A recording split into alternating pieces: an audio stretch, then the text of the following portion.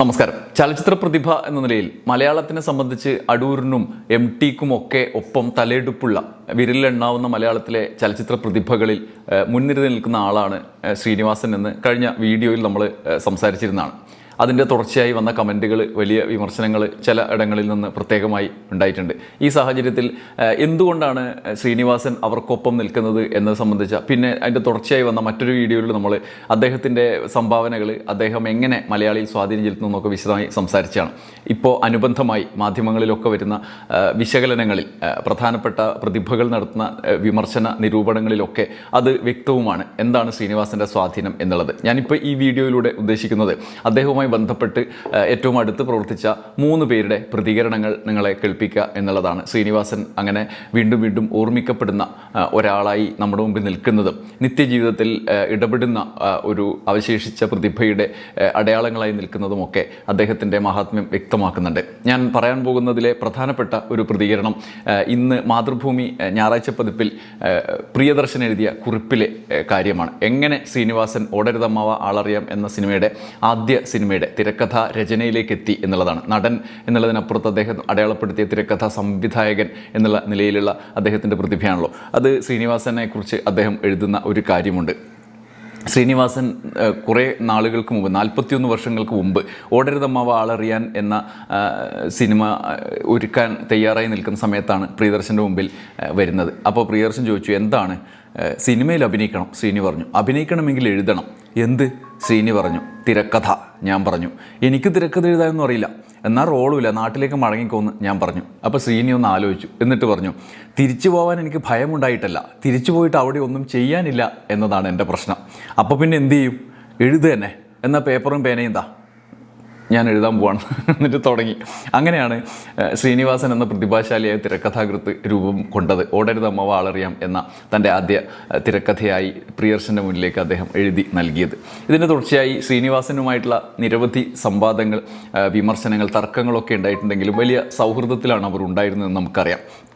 പ്രിയദർശൻ വെള്ളാനകളുടെ നാട്, ശ്രീനിവാസൻ എഴുതിയ വെള്ളാനകളുടെ നാടിനെ കുറിച്ച് പറയുന്നുണ്ട്. അതിൽ റോഡ് റോളർ, നമ്മുടെ കുതിരവട്ടം പപ്പു, അത് റോഡ് റോളറും തമാശ ഇപ്പം ശരിയാക്കി തരാൻ തമാശയെക്കുറിച്ച് നമ്മൾ വേറൊരു വീഡിയോയിൽ സംസാരിച്ചാണല്ലോ. അപ്പോൾ ഈ റോഡ് റോളർ ബാക്കിലോട്ട് പോകും, ഇത് ശാസ്ത്രീയമായി തെറ്റാണ് എന്ന് ശ്രീനിവാസൻ ചൂണ്ടിക്കാണിച്ച അനുഭവം പ്രിയദർശൻ പറയുന്നുണ്ട്. അത് ചെറിയൊരു പാരഗ്രാഫാണ്, ഞാൻ അതുപോലെ വായിക്കാം.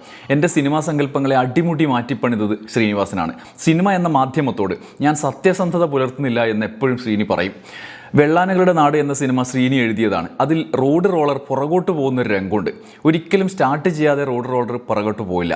ശാസ്ത്രീയമായി അത് തെറ്റാണ്. ഞാനത് ചിത്രീകരിച്ചു. സിനിമ കണ്ടതിന് ശേഷം ശ്രീനി പറഞ്ഞു, റോഡ് റോളർ ഒരിക്കലും ഇങ്ങനെ പുറകിലേക്ക് പോവില്ല. എന്ന് ആര് പറഞ്ഞു? ഞാൻ ചോദിച്ചു. ഞാൻ കൃത്യമായി പഠിച്ചിട്ടാണ് വരുന്നത്. പഠിച്ചപ്പോഴല്ലേ ശ്രീനിക്കത് മനസ്സിലായുള്ളൂ, അതിനു മുമ്പേ അറിയില്ലല്ലോ.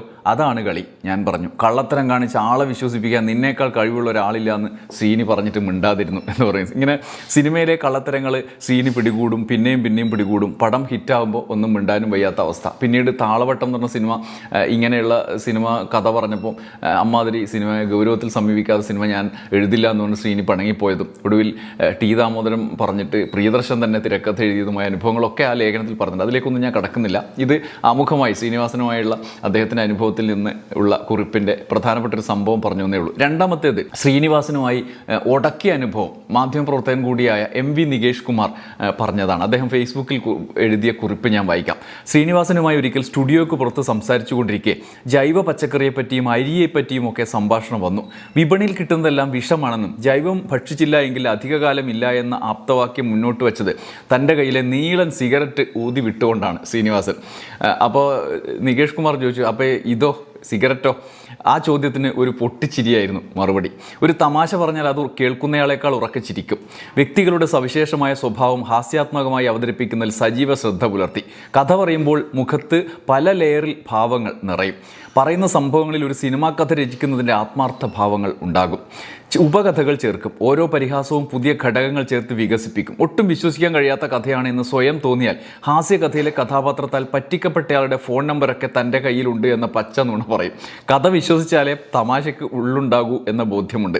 തന്നെ തന്നെ വിമർശിച്ച് സിനിമയിൽ ഉള്ളടക്കത്ത് നിശ്ചയിച്ച ശ്രീനിവാസന് ചുറ്റുമുള്ള ആരെയും ആക്ഷേപഹാസ്യത്തിന് വിധേയമാക്കാം. ലൈസൻസ് ഉണ്ട്. സിദ്ദിഖ് ലാലിൻ്റെ പഴയ ഒരു ഗൾഫ് ഷോ ഇപ്പോഴും യൂട്യൂബിലുണ്ട്. ശ്രീനിവാസൻ ഡബിൾ റോൾ എത്തുന്ന സ്റ്റേജ് ഷോ. ആ ഷോയിലെ സംഭാഷണങ്ങൾ ശ്രീനിവാസൻ ഡെലിവർ ചെയ്യുന്നത് മുമ്പിൽ നിൽക്കുന്ന കഥാപാത്രങ്ങളെ നോക്കിയാണ്. മുമ്പിലുള്ള ആളുകളെ നോക്കി ഡയലോഗ് പറയുന്ന ശ്രീനിവാസൻ സ്ക്രിപ്റ്റ് വായുവിൽ എഴുതുകയാണ്. കഥ വിപുലവും കഥാപാത്രങ്ങൾ വ്യത്യസ്തവും ആയിക്കോട്ടെ, കൈകളിൽ ഭദ്രം. ഉദയനാണ് താരം എന്ന സിനിമയുടെ ഉള്ളിലുള്ള സിനിമയെപ്പറ്റി ശ്രീനിവാസൻ പറയും, അതിലൊരു മുഴുവൻ കഥയുണ്ടോ എന്ന് കൗതുകം കൊണ്ട് നമ്മൾ ചോദിക്കുമല്ലോ. അപ്പോൾ ശ്രീനിവാസൻ പറയും, അതിനകത്തൊരു പൂർണ്ണ കഥ ഇല്ലെങ്കിൽ ഉദയനാണ് താരം എന്ന സിനിമയുടെ സ്ക്രിപ്റ്റ് എഴുതാൻ കഴിയില്ല എന്ന്. അന്ന് പെയ്ത മഴയിൽ എന്ന സിനിമയുടെ കഥ ഒരിക്കൽ പൂർണ്ണമായി എഴുതും എന്നും പറയും. സിനിമക്കുള്ളിൽ സിനിമയുള്ള മറ്റൊരു കഥയാണ് അഴകിയ രാവണൻ. അതിനുള്ളിലും കൃത്യമായൊരു കഥയുണ്ട്. അങ്ങനെ മാത്രമേ കഥാഗതികൾ, സീനുകൾ തീരുമാനിക്കാൻ കഴിയുകയുള്ളൂ എന്ന് അദ്ദേഹം പറയും. സ്ക്രിപ്റ്റിൽ ജീവിക്കുകയാണ്, അല്ലാതെ വെറുതെ കുറേ സീനുകൾ കോറി വരച്ചിടുകയല്ല. നായകന് മാത്രമല്ല, സിനിമയ്ക്കുള്ളിലെ ഓരോ കഥാപാത്രത്തിനും പൂർണ്ണ ജീവിതം നൽകാതെ ശ്രീനിവാസൻ കഥ എഴുതുന്നുണ്ടാവില്ല. കൃത്യമായ ജീവിതമില്ലാത്ത ഒരു ശ്രീനിവാസൻ കഥാപാത്രത്തെ കണ്ടുപിടിക്കുക അസാധ്യം. കഥ പറയുമ്പോൾ എന്ന സിനിമയെ ഒരിക്കൽ ഞാൻ വിമർശിച്ചു. കുചേലൻ്റെ കഥയ്ക്കും മമ്മൂട്ടിയുടെ പെർഫോമൻസിനും അപ്പുറം എന്തുണ്ട് അതിൽ എന്നും പഴയ ശ്രീനിവാസൻ എവിടെ പോയി എന്നുമുള്ള ചോദ്യങ്ങൾ അദ്ദേഹത്തെ പ്രകോപിതനാക്കി. കുറച്ചു കാലം മിണ്ടാതെയായി. കാലത്തെ അതിജീവിച്ച ചിത്രമായി.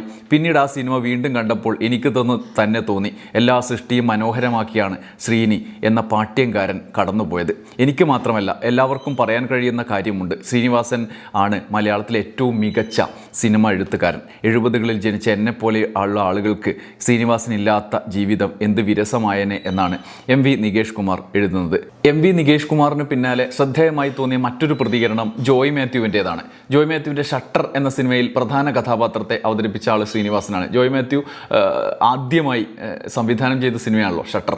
അത് അന്താരാഷ്ട്ര മേളകളിലൊക്കെ പ്രദർശിപ്പിച്ച് ജനപ്രിയമായി കേരളത്തിലെ തിയേറ്ററുകളിലും വലിയ തോതിൽ സ്വീകാര്യത നേടിയ സിനിമയാണ്.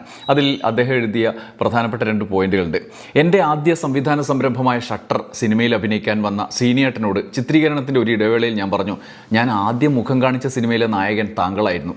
അതേത് സിനിമ എന്നായി ശ്രീനിയേട്ടൻ. സംഘഗാനം. സത്യത്തിൽ ബക്കർ സംവിധാനം ചെയ്ത ആ സിനിമയിൽ ഞാനൊരു അഭിനേതാവായിട്ടല്ല എത്തിയത്. എൻ്റെ നാടക ഗുരു മധുമാഷ് ഗൗതമൻ എന്ന പ്രധാനപ്പെട്ട ഒരു വേഷം ആ ചിത്രത്തിൽ അവതരിപ്പിക്കുന്നുണ്ട്. സംഘഗാനം എന്ന സിനിമ അക്കാലത്തെ മലയാളത്തിലെ ന്യൂ വേവ് അഥവാ ആർട്ട് സിനിമ എന്ന ഗണത്തിൽ പെടുന്നതാണ്. ദാരിദ്ര്യം അത്തരം സിനിമകളുടെ കൂടപ്പുറപ്പാണല്ലോ. മുത്തപ്പൻകാവിന് സമീപത്തുള്ള നാടക കലാകാരനായ രാഘവൻ മേസ്രിയുടെ തയ്യൽക്കടയായിരുന്നു സിനിമയുടെ ഓഫീസ്. അതിൻ്റെ വരാന്തയിലെ കസേരയിലോ ചവിട്ടുപടിയിലോ ആയിരിക്കും ചിത്രത്തിലെ നായകനായ ശ്രീനിവാസൻ വിശ്രമിക്കുക. ദിനേശ് ബീഡിയാണ് പുള്ളിയുടെ പ്രധാന ഭക്ഷണം. അത് എത്തിച്ചു കൊടുക്കുന്ന പണിയായിരുന്നു എനിക്ക്. PA ബക്കറിൻ്റെ മണിമുഴക്കം എന്ന സിനിമയിൽ ശ്രദ്ധേയമായ ഒരു ചെറിയ വേഷത്തിലൂടെ എന്നെപ്പോലുള്ളവരെ അന്ന് തന്നെ ശ്രീനിവാസൻ അത്ഭുതപ്പെടുത്തിയിരുന്നു. അതിനാൽ ആദരവ് ഞങ്ങൾ അങ്ങേർക്ക് കൊടുത്തിരുന്നു. കരിമ്പനപ്പാലത്തെ വാസുദേവൻ എന്ന KV ദേവും പച്ചക്കറി ബാബുവും നമ്പോലൻ രവിയും ഉണ്ണി ജൂനിയറും ഉണ്ണി സീനിയറും നാടൻ വാറ്റ് കച്ചവടക്കാരൻ അപ്പുവും തുടങ്ങി നിരവധി മനുഷ്യരുടെ സംഘമായിരുന്നു സംഘഗാനം സിനിമയുടെ സംഘാടനത്തിന് പിന്നിൽ ഉണ്ടായിരുന്നത്. MN കാരശ്ശേരി മാഷിൻ്റെ സഹോദരൻ സലാം കാരശ്ശേരി ആയിരുന്നു നിർമ്മാതാവ്. സിനിമയുടെ അവസാന രംഗത്ത് ഗൗതമൻ എന്ന വിപ്ലവകാരിയായ കഥാപാത്രം പോലീസ് മർദ്ദനമേറ്റ് കൊല്ലപ്പെടുന്നു. അയാളുടെ മൃതശരീരം വഹിച്ചുകൊണ്ടുള്ള ഘോഷയാത്ര നയിക്കുന്ന ശ്രീനിവാസൻ്റെ കഥാപാത്രമാണ്. അപ്പോൾ ഘോഷയാത്രയിൽ ജനക്കൂട്ടം വേണം. ഇന്നത്തെ പോലെ ജൂനിയർ ആർട്ടിസ്റ്റുകൾ പ്രൊഫഷണൽസ് ആയിട്ട് ഇല്ലാത്ത കാലമാണ്. സുഹൃത്തുക്കളും നാട്ടുകാരും ഒക്കെ അണിനിരുന്നു.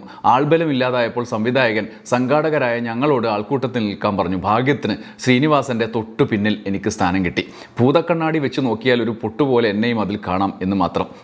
അങ്ങനെ ഞാൻ താങ്കളോടൊപ്പമാണ് ആദ്യമായി സിനിമയിൽ മുഖം കാണിച്ചതെന്ന് പറഞ്ഞു. ഷട്ടർ ചിത്രീകരണ സമയത്ത് ആ കാലവും കഥാപാത്രങ്ങളും ഞങ്ങൾ ഇരുവരും ഓർമ്മിച്ചെടുത്തു. ചിരിച്ചും ചിരിപ്പിച്ചും പണ്ടാരമടങ്ങി. പിന്നെ എത്രയെത്ര സിനിമകളിലും അല്ലാതെയും കണ്ടു കേട്ടു ചിരിച്ചു മറിഞ്ഞു. സ്വയം പരിഹസിക്കാൻ കഴിവുണ്ടാവുകയാണ് ഒരു കലാകാരൻ അത്യാവശ്യം വേണ്ടതെന്ന തിരിച്ചറിവാണ് ശ്രീനിയേട്ടൻ്റെ തൂലികയുടെ യൗവനം എന്നെനിക്ക് തോന്നിയിട്ടുണ്ട്.